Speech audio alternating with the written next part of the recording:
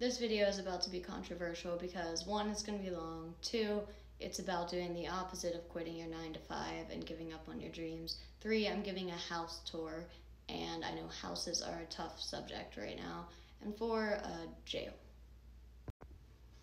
If you've been following me long enough, you know that I was a full-time musician living in Austin, Texas, playing shows almost every night of the week, and just full throttle musician. And then I got sick and kind of fell off the face of the earth, and I'm going to go into that a little bit more. Anyway, to be honest, my life was a little too good to be true for a while, but then, last year was something else. I mean, between being in an abusive relationship, having to run away in the middle of the night, buying an apartment for over double what I was paying to live with my boyfriend at the time, and then that apartment flooding right away and all my stuff getting destroyed that I didn't even have in the first place. I had to buy all new stuff. Then I moved into a new apartment. Then slightly after that, I got arrested for the first time in my life and spent 3 days in jail, and I should not have been in jail for 3 days. I've paid thousands of dollars for that little instance, and I'm still working on that right now. But anyway, after that, then I got extremely sick, and I had no idea what was wrong with me, but I stopped performing gigs or working any of my side hustles, and I'm still like that.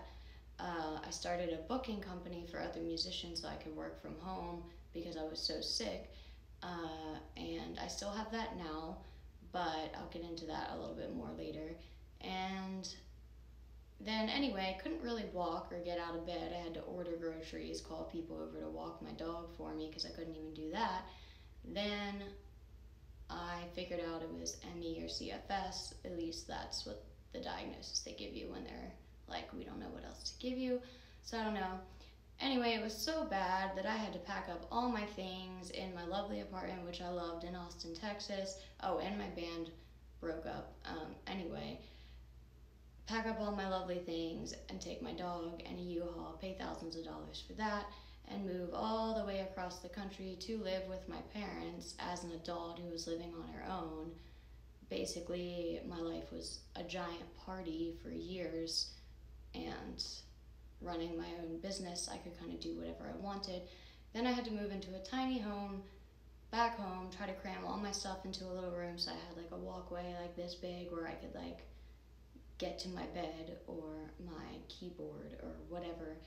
Very small living, and still don't have a job. Have the booking business, but for the first time in my life, after all of that going on, I don't want to work for myself. I want someone else to tell me what to do. I want to just work a job, and I am still recording. I have 2 songs that should come out before the end of the year, but I'm not performing anymore because my body has kind of given up on me. But my body got way better when I moved. I don't know why. I still have my instances where I can't get out of bed, but now sometimes I can. And I found a couple jobs, and I'm not going to say too much about them because I don't want to jinx it, that I'm in the process of trying to get that have to do with helping people. They're jobs that I actually would care about. They're not big corporate jobs. They're jobs that sincerely just help people one-on-one. And after the year that I had where band friends all turned their back on me, the person I love turned their back on me, being kind of abused by the legal system, going through a lot of PTSD therapy, all of that stuff, I feel like I want to help people. And being a musician is very you have to be pretty self-centered, not in really a bad way. It's just you have to be like, I'm great, here's a reason to listen to my music, it's because I'm awesome.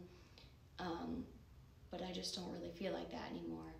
I feel like what I want to do is help people. So I'm doing the opposite of what most people do. A lot of times people work their 9 to 5s, and then they're like, fuck it, I quit and go and pursue their passion. Well, I've been pursuing my passion for a long time, and it's been great, and I'm so glad that I did it that way. But now I am settling down, and settling down sometimes means getting a house, which is a tiny house that I share with a roommate, and I want to give it tour of it because I'm very happy about it. And the whole point of this video is like, things do not always work out the way you plan, and life can hit you in the face, but sometimes it's for a good reason, because I would not be here living in this lovely home and potentially helping a lot of people if it weren't for my life falling apart. So I guess I'll start here in my music room. This is my Mac that I got out of the trash that I love very much. And yeah, guitars and amps and my really janky demo recording setup. And I like this room because I can see my car from the window, because I had my tire slashed 5 times in Austin in 1 year, and my windows broken into, and my purse and my money stolen. And this is the closet, a bunch of junk. I don't know where to put it yet. And this is the bathroom. Oh, that's where my water went. I've been looking for that. Hello. And I've always wanted one of these shower heads, and now I have one. I'm clearly following the rules very well, but anyway, this is the living room, and my doggo, who has traveled all over the country now and moved so many different places, that poor thing. Of course, I brought my octopus with me. There's another octopus guitar in here somewhere. Can we find it? Yeah, you can kind of see the tentacles. And this is the kitchen. I really like these countertops and my keys for killing people.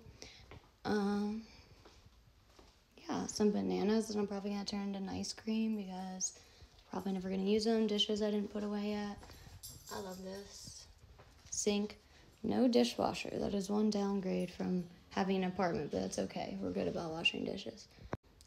And you may be wondering, how does a musician who doesn't work for a year get a house? Musicians are horrible with money. Well, the answer is I am financially draining myself because I needed freedom. I could not live in that bedroom anymore, so I just did it. Dog bed, clearly in use.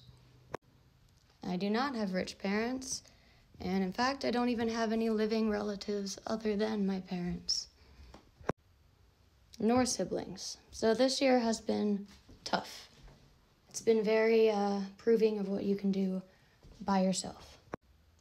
But the real answer to the question is I have been working my ass off since I was like 12, and I'm not a complete idiot when it comes to money. I love this random little nook back here and this tree. It's purple. I don't know if you can tell. But I need to get one of these jobs very soon. And I worry a lot, but I feel like there is a plan for me. There's a whole reason I moved my life across the country. There's a whole reason I'm living here right now. It's stressing me out financially, which is forcing me to look for a job. Chalkboard, so fun. I don't have any chalk. I need chalk. And because I'm being forced to work for a job, it means that I'm looking for one where I'm going to help people, and I'm very specific about that. I'm not religious, but I'm pretty sure this is all part of a plan. I love shoes. I have too many of them. This is about like 1/8 of my clothes because I've been the same size since like 5th grade, so I don't throw anything away. I think the back is my favorite part, but before we go out there, I can't stress enough that sometimes when your life falls apart, what you really need will come out of that. And also just take risks. Sometimes they force you to get your shit together. Like, financially committing to this house forced me to be like, all right, I don't care how bad I feel, I am getting a full-time job. And I have no idea what's happening next in my life, but for today, I feel pretty free.